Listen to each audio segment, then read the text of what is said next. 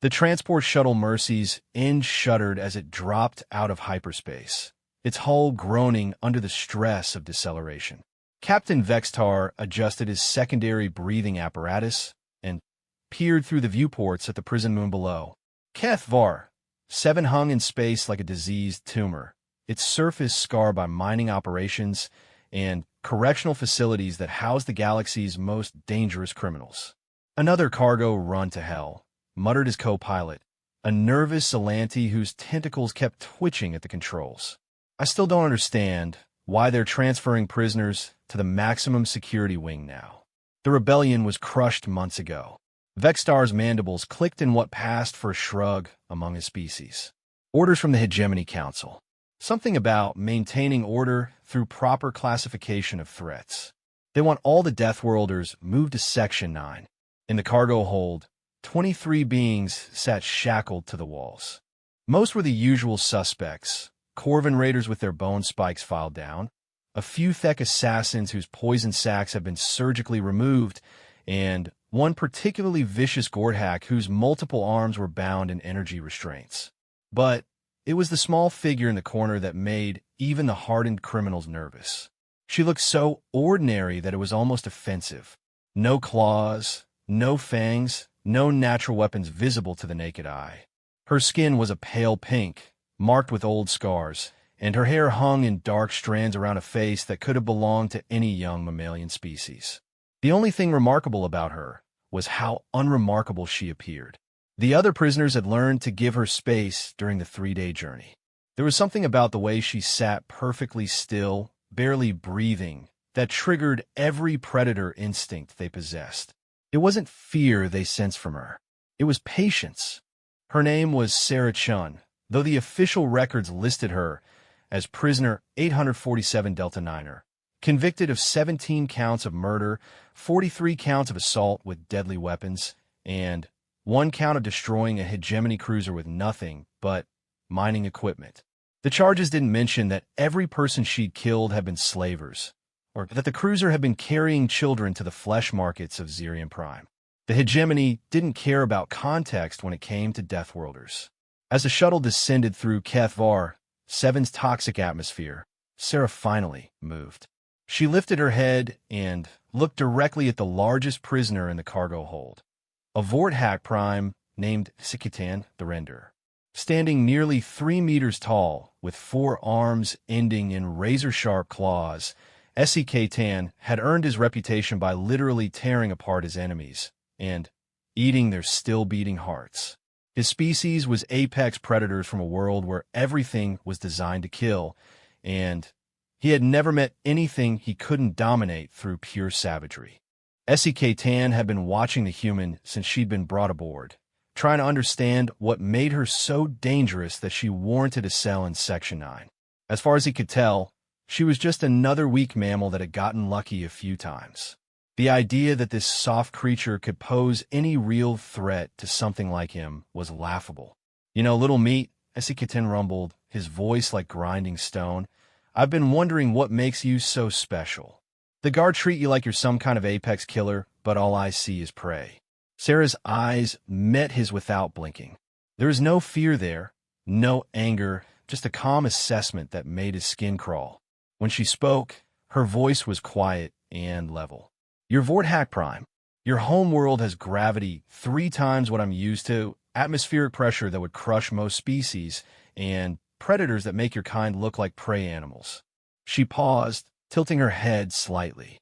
"But you've never been to a real death world, have you?" Sikitan's secondary arms flexed against his restraints. "My world forged me into the perfect killing machine. Nothing in this galaxy can match a Vorthack in single combat." "Your world taught you to be a predator," Sarah agreed. "Mine taught me to be something else entirely." The other prisoners were listening now, sensing the tension building between the 2 apex predators in their midst. Even the guards had gone quiet, their hands moving closer to their shock batons. "And what's that supposed to be?" Sikitan sneered. "Some kind of super predator? You don't look like much to me, human." Sarah smiled then, and several prisoners actually whimpered at the sight. It wasn't a happy expression or even a cruel one. It was the smile of something that had looked into the abyss so many times that it had become the abyss looking back. "I'm not a predator," she said simply. "I'm a survivor." Before SEK-Tan could respond, the shuttle lurched violently to one side. Emergency klaxons began wailing as the lights flickered between normal illumination and the red glow of crisis lighting. Over the intercom, Captain Vextar's voice crackled with barely controlled panic. "This is the captain. We have multiple bogies closing on our position. Unknown vessels, heavily armed. All security personnel to battle stations immediately." The cargo hold erupted in nervous chatter as the prisoners realized their situation had just become significantly worse. Being shot down over a prison moon was hardly better than landing safely in a maximum security facility. But Sarah just closed her eyes and settled back against the wall, her breathing becoming even slower and more controlled. SEK-Tan watched her with growing confusion. "Aren't you worried, little mate? We might all die here." "I've died before," Sarah replied without opening her eyes. "Didn't stick." The shuttle shook again as weapons fire lit up the darkness outside the viewports. Through the chaos of alarms and shouting guards, Sarah's voice cut through everything with absolute clarity. "Besides, you're wrong about one thing, SEK-Tan. You're not the perfect killing machine your world created." She opened her eyes and looked directly at him. "You're just another predator that's never met its natural enemy." "And what would that be?" he snarled, his patience finally snapping. "Something that refuses to die." The shuttle's main power grid failed at that moment, plunging them into emergency lighting. In the red glow, Sarah Chun looked like something that had crawled out of humanity's darkest nightmares. But she wasn't the nightmare. She was what humanity became when the nightmares learned to be afraid. Outside, the unknown attackers continued their assault on the Mercy's end. But inside the cargo hold, 23 of the galaxy's most dangerous criminals had just realized that the most dangerous thing on the ship was sitting quietly in the corner, waiting for her chance to show them what a real Deathworlder could do. The shuttle began its final descent toward the prison moon's surface, engines failing one by one. In the growing chaos, no one noticed that Sarah Chun had begun working on her restraints with the practiced efficiency of someone who had escaped from far worse situations than this. The galaxy was about to remember why humans were classified as a Deathworld species, and why that classification came with a warning that most civilizations chose to ignore.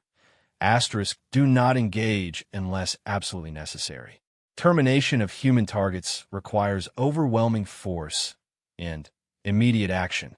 Wounded or cornered humans are exponentially more dangerous than healthy ones. Asterisk, as the Mercy's end crashed into the surface of Kethvar. 7. Sarah Chun was already free of her restraints and moving through the smoke-filled cargo hold like a ghost. The real demonstration was about to begin, and SEK-Tan, the render, was going to learn firsthand why apex predators from civilized worlds were nothing more than prey when they met something that had been forged in the fires of Earth's relentless brutality. The crash had scattered the prisoners throughout the cargo hold, but Sarah moved with purpose through the wreckage. She knew exactly where she was going and what she needed to do.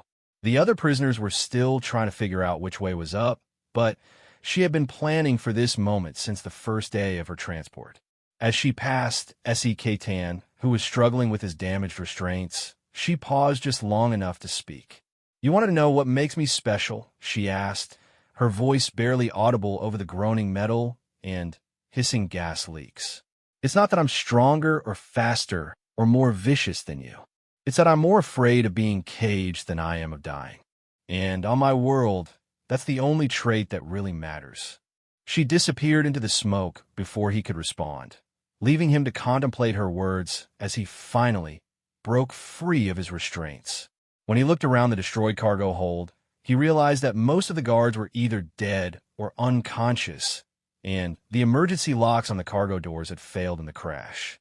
They were free, all of them, loose on a prison moon filled with some of the galaxy's worst criminals, with no immediate way off-world and no idea who had shot them down or why. It should have been the perfect scenario for someone like SEK-Tan. He was built for exactly this kind of chaos and violence. But as he looked around at his fellow escapees, he couldn't shake the feeling that they were all still prey animals in someone else's hunt.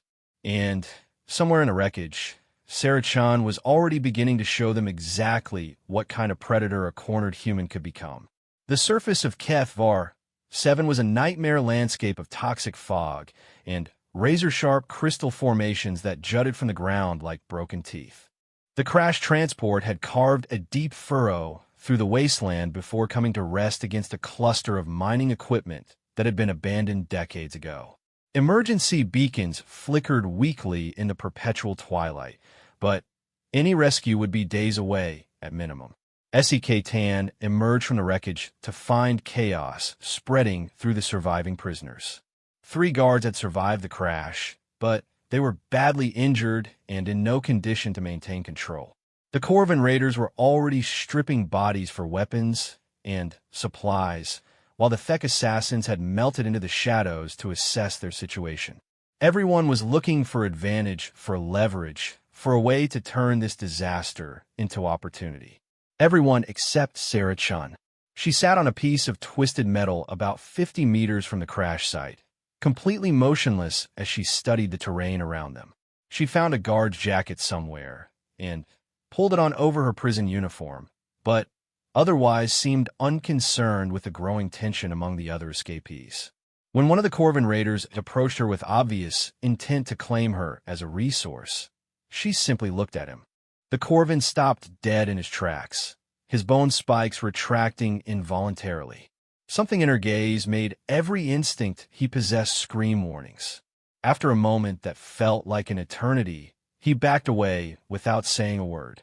Smart, SEK-tan muttered as he watched the exchange. He was beginning to understand why the other prisoners had given her so much space during the transport.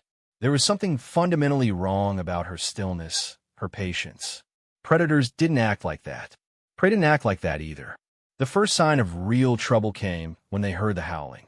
It started as a distant wail that could have been wind through the crystal formations, but it quickly became clear that something was moving through the fog toward their position. The sound was joined by others, clicking, chittering, and a low rumbling that seemed to come from underground. Native wildlife. One of the surviving guards gasped, blood running from a head wound. The prison complex keeps them away with sonic barriers, but out here, we're in their hunting grounds. The Corvin raiders immediately began forming a defensive circle, their natural pack instincts taking over. The Thek assassins produced hidden weapons from places that shouldn't have been able to conceal anything. Even the injured guards reached for their sidearms with hands that shook from pain and fear. But Sarah-chan stood up slowly and began walking toward the sounds. "Where are you going?" SEK-tan called after her, genuine confusion in his voice. "The predators are coming from that direction." She paused and looked back at him. "I know, that's suicide. Even for a Deathworlder, those things will tear you apart." Sarah smiled that terrible smile again. "Will they?" She disappeared into the fog before anyone could stop her, leaving the others to stare after her in bewilderment. SEK-tan found himself caught between admiration and horror. Either the human was completely insane, or she knew something the rest of them didn't. The howling stopped. For nearly 10 minutes, the only sounds were the settling metal of the crashed transport and the labored breathing of injured prisoners. The fog seemed to thicken around them, and the temperature dropped noticeably. Then they heard something else, a wet, tearing sound, followed by a scream that definitely hadn't come from a human throat. More screams followed, each one cut short with brutal efficiency. Whatever was happening in the fog was systematic, methodical, and utterly one-sided. When the sounds finally stopped, the silence that followed was somehow worse than the noise had been. Sarah emerged from the fog 20 minutes later, covered in something that definitely wasn't her own blood. She carried what looked like a severed appendage from one of the local predators, which she tossed casually onto the ground near the defensive circle the other prisoners had formed. "HFY stalkers," she said conversationally, as if she'd just returned from a pleasant walk. "Ambush predators, pack hunters, really quite impressive." They're designed to take down prey much larger than themselves by coordinating their attacks and using their natural camouflage. She sat back down on her piece of twisted metal, completely ignoring the horrified stares she was receiving from everyone present. The thing is, they're used to hunting things that run when they're afraid. Things that make noise, that panic, that try to escape. She looked directly at SEK-Tan as she spoke. They don't know what to do with something that walks straight toward them without fear. How many were there? He asked, though he wasn't sure he wanted to know the answer. 7 adults and 3 juveniles. She began cleaning the alien blood from under her fingernails with practiced efficiency. The juveniles ran when the adults started dying. Smart. They might survive to learn from this. One of the Thek assassins, his voice barely a whisper, asked the question everyone was thinking. What did you do to them? Sarah's expression didn't change, but something flickered in her eyes that made even SEK-Tan take a step backward. I introduced them to the concept of a persistence predator. The explanation meant nothing to most of the prisoners, but SEK-Tan had studied enough xenobiology to understand the implications. Persistence predators didn't rely on overwhelming strength or speed. They relied on endurance, on never giving up, on continuing to pursue their prey until exhaustion and despair made the kill inevitable.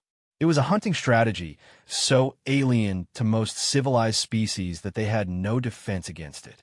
You hunted them, he said, his voice filled with something approaching awe. I did what humans do, Sarah replied. I refused to be prey. The fog began to clear as the toxic atmosphere cycled through one of its periodic shifts, revealing more of the landscape around them. In the distance, they could see the lights of the prison complex, easily 10 kilometers away across terrain that looked like the surface of hell itself. Between them and safety lay a wasteland filled with creatures that made the stalkers look like house pets. But they could also see something else. The angular shapes of the ships that had attacked their transport now landed near a cluster of maintenance buildings about halfway to the prison. Whoever had shot them down was still in the area, and they clearly weren't interested in leaving any witnesses. Pirates, muttered one of the guards, squinting through a pair of damaged binoculars. Slavers, from the look of their ships. They probably thought we were carrying something valuable. We are valuable, Sarah said quietly. Do you have any idea how much a train Vorthack Prime sells for on the black market? Or a Thek assassin with intact poison sacs? The implications of her words sank in slowly. They hadn't been attacked randomly. This had been a targeted operation designed to capture them alive for sale to the highest bidder. The crash had been an accident, but the slavers would still come looking for survivors. So what do we do? Asked one of the Corvin raiders, his earlier bravado completely gone. Sarah stood up again, her movements deliberate and purposeful. You have 2 choices. You can wait here for the slavers to find you, or you can follow me to their ships. That's suicide, SEK-Tan protested. There's at least 20 of them, probably more. They have weapons, armor, training. Yes, Sarah agreed. They do. And you think you can take them on alone? Sarah looked at him with something that might have been pity. You still don't understand. I'm not going to fight them. I'm going to hunt them. She began walking toward the distant ships, moving with the same steady pace she'd maintained when she'd walked into the fog to face the stalkers. After a moment's hesitation, SEK-Tan found himself following her. One by one, the other prisoners joined them, driven by some instinct they couldn't quite name. As they walked across the hellish landscape of HFY 7, SEK-Tan tried to understand what he was seeing. The human moved like she owned this place, like she'd been born for exactly this kind of environment. She navigated around the most dangerous terrain with casual efficiency, led them past the territorial markers of creatures they couldn't even see, and maintained a pace that somehow managed to be both sustainable and urgent. You've done this before, he realized. Many times. How many? Sarah didn't answer immediately. When she finally spoke, her voice carried the weight of memories that no one should have to carry. I was captured by slavers when I was 14, sold to fighting pits when I was 15, escaped when I was 16, and spent the next 3 years hunting down everyone who had bought and sold me. She paused to check their position against the distant lights. Then, the hegemony decided I was too dangerous to be left free, so they sent a battle cruiser to capture me. I destroyed it with mining equipment I'd improvised into weapons. 17 counts of murder, Missy Katan whispered, remembering her charges. 17 that they could prove. The actual number is higher. They continued walking in silence after that, each lost in their own thoughts. Around them, the landscape of HFY 7 revealed its secrets to Sarah's experienced eyes. The best paths to avoid native predators, the safest places to rest, the signs that indicated which areas were truly dangerous versus merely uncomfortable. When they finally reached the perimeter of the slaver camp, Sarah called a halt. The ships were arranged in a defensive pattern around a temporary command post, with guards patrolling the perimeter and automated sensors covering the approaches. It was a professional operation, well-planned and efficiently executed. "Now what?" asked one of the Thek assassins. "Even if we could get past the sensors, there's too many of them." Sarah studied the camp for several minutes, noting the patrol patterns, the blind spots in their sensor coverage, and the obvious weaknesses in their defensive setup. When she finally turned back to the group, her expression was the same calm assessment she'd shown throughout their journey. "Now you learn what it means to be hunted by something that your own nightmares are afraid of." She began moving toward the camp with the same steady, purposeful pace she'd maintained all along. But this time there was something different about her movement, something that made even the other predators among them want to run. Sarah Chun was no longer walking toward the slaver camp. She was hunting it. And in the toxic fog of HFY 7, surrounded by creatures designed by evolution to kill anything that moved, 23 of the galaxy's most dangerous criminals finally understood why humans were classified as a Deathworld species. They weren't the apex predators of their respective worlds. They were just prey animals that had never met their natural enemy, something that absolutely refused to die quietly. The first slaver died without making a sound. Sarah had moved through their perimeter like smoke, bypassing sensors that should have detected anything larger than an insect, and avoiding patrol routes that had been carefully planned to prevent exactly this kind of infiltration. The unfortunate guard had been checking a maintenance hatch when she emerged from beneath his feet, having spent the better part of an hour crawling through drainage systems that would have killed most species through toxic exposure alone. His neck snapped with a sound like breaking kindling, and Sarah dragged his body into the shadows before continuing her advance. The other prisoners watched from their concealed position as she systematically dismantled the slaver operation from within, each kill more precise and efficient than the last. "This is impossible," whispered one of the Thek assassins, his professional admiration warring with genuine horror. "She's moving through their defenses like they don't exist. No one is that good at infiltration." S.E.K. Tan watched Sarah's progress through captured binoculars, trying to understand what he was witnessing. She wasn't using advanced technology or alien abilities. Everything she did was purely human, but executed with a level of skill that defied explanation. She moved like water, struck like lightning, and disappeared like mist. Each action was perfectly calculated to cause maximum disruption with minimal exposure. She's not just infiltrating, he realized. She's terrorizing them. It was true. The slaver camp had gone from confident professionalism to barely controlled panic in less than an hour. Guards were abandoning their posts to search for threats that seemed to materialize from nowhere, only to find the bodies of their comrades arranged in increasingly elaborate displays. Sarah wasn't just killing them. She was sending a message that grew more terrifying with each discovery. The slavers began pulling back into tighter defensive formations, abandoning their outer perimeter in favor of concentrated firepower around their ships. It was exactly what Sarah had been waiting for.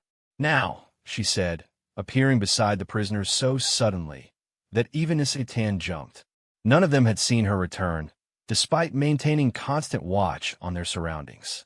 While they're focused on internal threats, the assault on the compressed slaver position was unlike anything the prisoners had ever experienced. Sarah didn't lead a charge or coordinate their attack. Instead, she simply pointed them towards specific targets and disappeared again, leaving them to follow her plan without fully understanding it. The Corvin raiders found themselves attacking the slavers' communication equipment just as their target acquisition systems went offline. The Thek assassins discovered that several key guards had mysteriously vanished, leaving gaps in the defensive perimeter that hadn't been there minutes before. Even SEK-Tan found himself facing opponents who were already wounded, distracted, and demoralized by something they couldn't identify or comprehend. The battle lasted exactly 17 minutes. When the smoke cleared, 23 escaped prisoners stood victorious among the wreckage of a professional slaver operation that should have been able to handle 10 times their number. The ships were intact and functional, but their crews were either dead or wishing they were. The few survivors huddled in the cargo holds, too traumatized to offer any resistance. But it was the slaver captain who provided the moment that would define the rest of SEK-Tan's understanding of what humans truly were. Captain Yorthvel was a hegemony outcast, a former military officer who had turned to piracy when his hunger for credits outweighed his honor. Standing over 2 meters tall, with natural armor plating and combat implants that made him a match for any 3 normal soldiers, he had built his reputation on personal combat prowess and absolute ruthlessness. Even captured and disarmed, he radiated the kind of dangerous confidence that came from never having met anything he couldn't kill. "So you're the famous human Deathworlder," he sneered as Sarah approached him. "I have to admit, I'm disappointed. All that build-up for something that looks like it couldn't fight its way out of a nursery." Sarah stopped just outside his reach, her expression as calm and unreadable as ever. "You attacked a prison transport. Business is business. Nothing personal. You were going to sell us as slaves." Yorthvel's mandibles clicked in what passed for laughter among his species. Supply and demand meet. There's always someone willing to pay for exotic predators, especially rare ones like your big friend there. He nodded toward SEK-Tan. "A Vorthack Prime in good condition? That's retirement money right there." "I see." Sarah tilted her head slightly, studying him like a specimen under a microscope. "And what about me? What was my market value?" "Honestly, not much. Humans are a credit a dozen in the core worlds. Only reason you'd be worth keeping is novelty value." His voice took on a mocking tone that made several prisoners unconsciously step backward. Maybe some rich collector would pay extra for a genuine Deathworlder, but mostly you'd end up in the fighting pits until something bigger killed you. Sarah nodded thoughtfully. "Fighting pits, like the ones on Zirian Prime." Something in her tone made Yorthvel's confidence waver slightly. "How do you know about Zirian Prime?" "I spent 2 years in those pits. Children, mostly. Some adults who'd been broken properly first."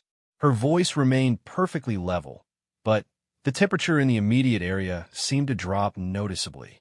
"I killed my way through 17 matches before I escaped. Do you know what I learned there?" "What?" The question came out as barely a whisper. "I learned that predators like you are actually very fragile once you take away their advantages." Sarah began walking toward him with the same steady pace she'd maintained throughout their entire ordeal. "No armor, no weapons, no backup. Just meat and bone and the growing realization that you're about to become prey." Yorthvel tried to back away, but he was already against the bulkhead of his own ship. "Stay back. I surrender. Under hegemony law, you have to—" "The hegemony doesn't recognize the rights of property," Sarah interrupted. "And, according to you, that's all I am. A credit a dozen."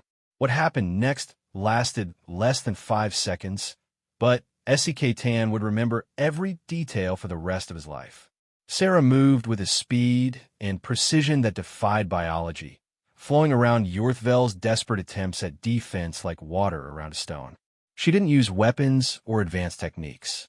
She simply applied the fundamental principles of human anatomy to the fundamental weaknesses of his anatomy.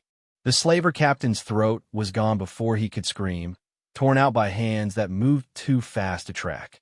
Sarah stepped back as his body collapsed, her expression unchanged from the calm assessment she'd maintained throughout the entire encounter.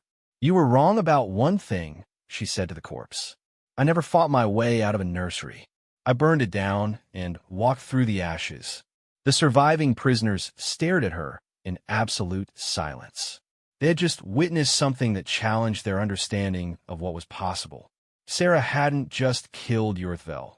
She had demonstrated that the entire concept of predator and prey was meaningless when applied to something that refused to accept either role. "The ships are ours," she announced, as if nothing significant had happened. "The prisoner transport route has emergency beacons that will lead search and rescue to the crash site within 2 days. We can either wait for pickup or take these ships and disappear into the Outer Rim. What do you recommend?" Tan asked, surprised by how much he valued her opinion. Sarah looked around at the assembled group. Hardened criminals, killers, and predators who had all been humbled by their experience on Kefar 7.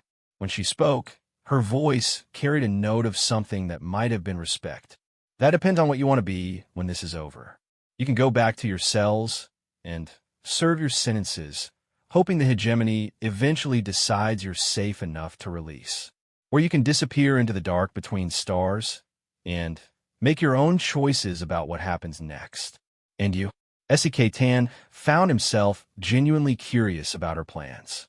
Sarah smiled, and for the first time since he'd met her, it looked almost human. "I have 17 murders to avenge, and a galaxy full of slavers who think humans are just another commodity to be bought and sold. The hegemony classified me as a dangerous Deathworlder, but they never really understood what that meant." She began walking toward the largest of the captured ships, moving with the same purposeful stride that had carried her through everything they'd faced. As she reached the boarding ramp, she paused and looked back at them. "It doesn't mean I'm more dangerous than other predators. It means I'm something predators were never designed to handle. I'm the thing that hunts the hunters, that refuses to be prey no matter what the odds, and that keeps coming back no matter how many times you kill it." The boarding ramp sealed behind her, leaving 23 of the galaxy's most dangerous criminals to contemplate their choices. Some would choose to wait for rescue and return to their cages.